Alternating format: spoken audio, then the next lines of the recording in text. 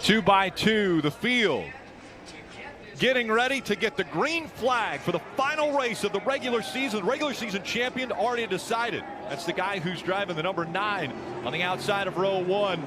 But how will he do in this one? He's won the most races. Green flag underway. And Larson in the 5 has jumped out to an early lead. A lot of pushing and shoving to try to get up to the front, and track position key here at Daytona.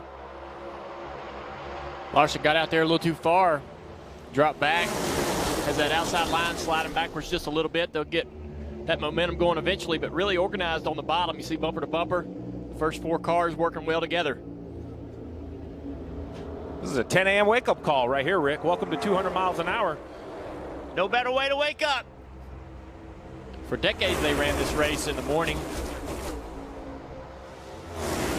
A lot of learning going on right now. There was no practice, no qualifying. First time the cars have been on track. Drivers trying to understand what their car does well and what it doesn't do well. This track was repaved years ago, had a lot of grip, really haven't had any issues with handling, especially running the race at night. But in the Xfinity race, tons of drivers complaining about balance, about the cars being very, very loose. We had a lot of guys spin out without contact. Be interesting to see if that affects the Cup cars today. In the front of the pack right here, you saw Joey Logano in that yellow car. He left the bottom just a little bit, and Christopher Bell behind him was looking to try to take that spot from him. Great angle here from the A-Shock Energy Cam. See, now Logano's got that thing pinned on the bottom much better, not giving Christopher Bell a place to go. About the first 8 cars on a single file line on the inside. Then you got double file back there with Kyle Larson leading that outside line. Yeah, Suarez behind him trying to bring that outside line up. You see the momentum starting to build.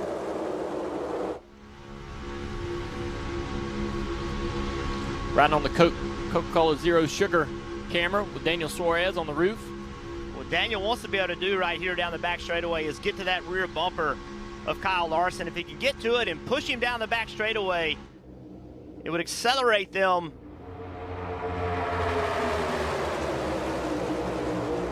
Slowly but surely, they're inching up, car after car, all the way up alongside the 4th place car of Kevin Harvick.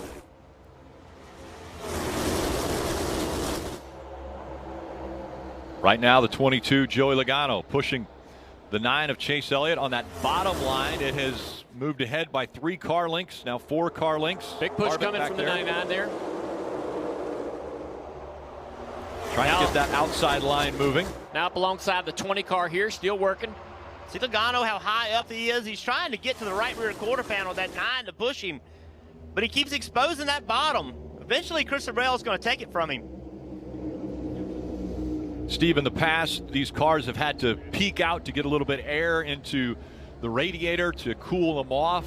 Same situation now, or can they stay locked up for numerous laps? No, they can't stay locked up. So the inlet to the radiators is in the same location, but the other little nuance is it's also the inlet to the engine. So when you pull up really, really tight, you actually start to lose a little horsepower, which can hurt.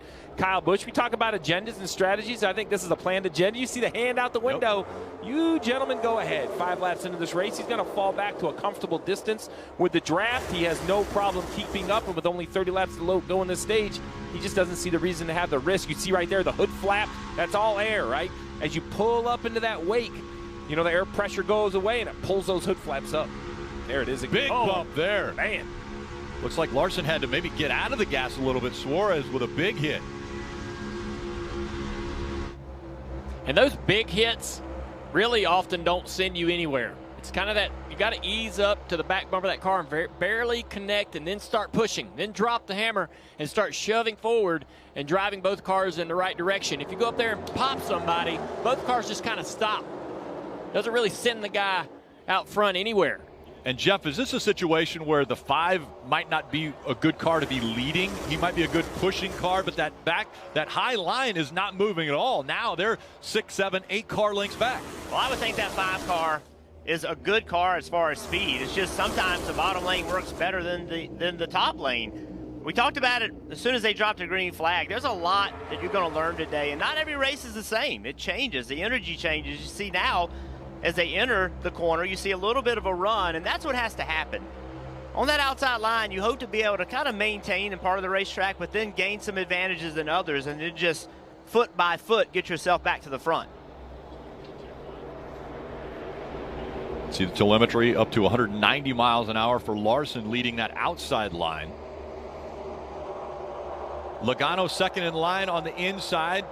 Following Chase Elliott, Logano, big news this last week. He signed a multi-year, long-term deal with Penske. That now matches what Ryan Blaney has done. So 2 of the 3 in the Penske organization with long-term deals as we ride along in the Advanced Auto Parts number 12 of Blaney. I got a line on the top there forming out on 3 wide here.